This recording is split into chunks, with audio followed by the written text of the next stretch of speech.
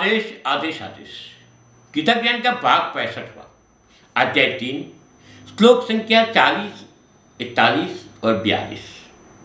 रजोगुण क्रोध की कामना की बात 7 विषय कामना कैसे मन को और कैसे हमारी क्रोध के कारण कर्म टक जाते हैं वो कहा। धुएं से लेके गर्भ तक का उदाहरण जिसमें दर्पण गर्भ समझने लायक बात की। आगे इसी श्रृंखला में भगवान श्री कृष्ण समझाते हैं और ये समझने लायक बात है। अग्नि की भी बात की।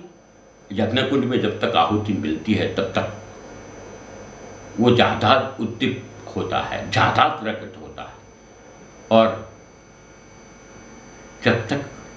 जब आहुति ही मिलना बनता है यानी हमारे मन को संतुष्टि की ओर ले जाते हैं तभी ही हमारी कामना का अंत आता है। आगे बोलते हैं 40वें श्लोक में, इंद्रिया मन बुद्धि और कामना के निवास स्थान होते हैं। इंद्रिया मन और बुद्धि कामनाओं के निवास स्थान होते हैं। इनके द्वारा कामनाएं ज्ञान को आच्छादित करके जीवात्मा को मोहग्रस्त कर देती है। 41वें श्लोक में से, अतः हे भरतवंशी तू प्रारंभ में ही इंद्रियों के वश करने और आत्मा ज्ञान और आत्मा साक्षात्कार में बाधा उत्पन्न करने वाली इन महान पापी कामनाओं के बलपूर्वक सामना कर। 42वें श्लोक में बोले, हम जड़ पदार्थ शरीर की अपेक्षा इंद्रिया श्रेष्ठ है, मन की अपेक्षा से बुद्धि श्रेष्ठ है और बुद्धि से भी श्रेष्ठ है तू वही सर्वश्रेष्ठ शुद्ध स्वरूप आत्मा है। काम के दर्शन 5 जगह होते हैं, पदार्थ में, इंद्रियों में, मन में, बुद्धि में और अहम में यानी कर्ताभाव में। शब्द बहुत खतरनाक है। यही सब कामना का निवास स्थान है। इसी के कारण समस्त क्रियाएं शरीर इंद्रिया मन और बुद्धि द्वारा कर्म होता है और ये कर्म करने का साधन है। अपने में नहीं जीता है, परमार्थ का कभी सोचता नहीं है क्योंकि कामना है। कामना स्वार्थ का सोचती है, परमार्थ का नहीं सोचती। इसी कारण कर्मयोगी निष्काम भाव से अंतःकरण पूर्वक शुद्धि से कर्म करता है। आगे भी कहा है कि आसक्ति रहित कर्म ही करना चाहिए। ठोक ठोक के बोला है आसक्ति का नाश करो। मैं फलाना हूं, फलाने कुल का हूं, इसी का कोई मतलब नहीं है। ये भी नुकसानदेही है। रोज बरोज के कर्म में नए पाप बढ़ते जाते हैं। जगत में कामना ही एक बंधन है। खुद कई बार जानते हैं कि ये नहीं करना चाहिए, फिर भी हम वो करते हैं, रुकते नहीं हैं और जीवन में खुद ब खुद कंटक बिछाते। बोया पेड़ बबूल का तो आम कहाँ से हो, हालत ये हो जाती है। और जब भुगतने की बात होती है तब बोलते हैं मैंने किसी का बिगाड़ा नहीं है फिर भी क्यों पीड़ा आई।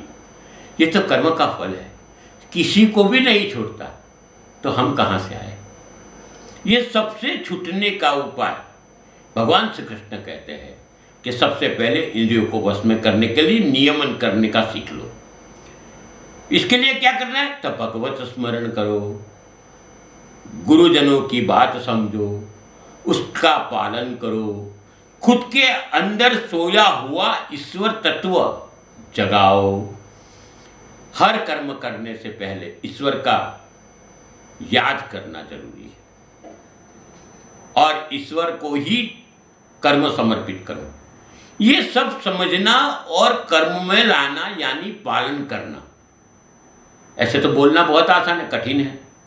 खुद को जब तक संतोषी नहीं बनाओगे तब तक मन तृप्त नहीं होगा और जब तक मन तृप्त नहीं होगा तब तक कामनाओं में अंध होके दौड़ते रहते हैं।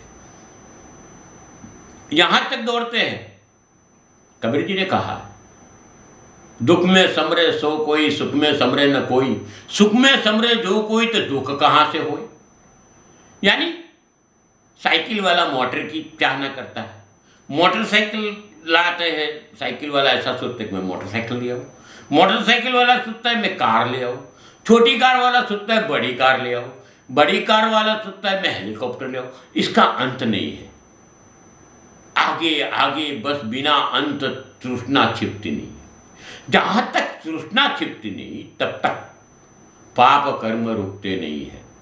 हमें तृप्त होना पड़ेगा, बहुत हो गया, ये करने से अच्छा ये करूं भी राह भटक देता है।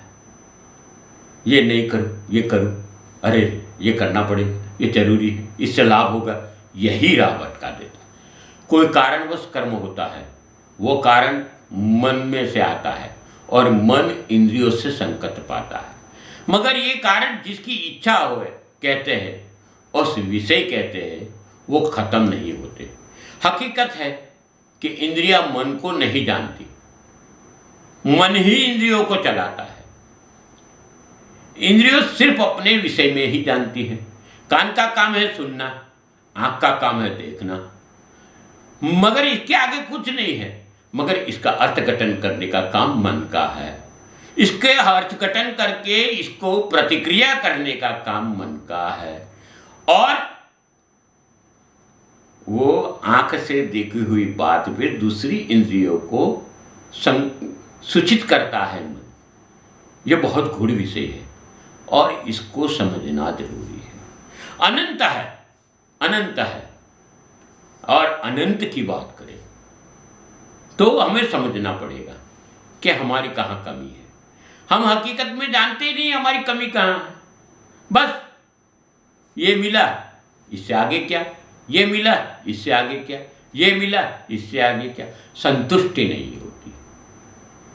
और वही मनुष्य सुखी है जो संतुष्ट है। इसलिए कई बार भगवान से क्या मांगना चाहिए वो भी बताया गया है।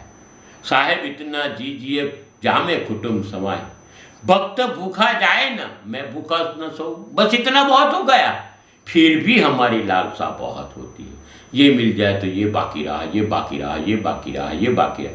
कोई वंचित नहीं है इससे, इसको कंट्रोल करना सीख लो, यही सबसे बड़ा राज। ये चैनल आप तक गीता की बात साथ साथ हमारे सनातन की बात कर बताती है। आप इसको सब्सक्राइब करिए। आपको विनती है कि वीडियो को लोगों तक पहुंचाइए। जीवन की सच्ची बातें, गीता आधारित तो सही, सनातन आधारित भी कहते हैं। और इस वीडियो को शेयर भी करिए, लोगों तक पहुंचाइए। आप सबके जीवन में भगवान श्री कृष्ण और गुरु गोरखनाथ की कृपा बरसी रहे, ऐसी शुभकामना के साथ में अस्तु। शुभम भवतु।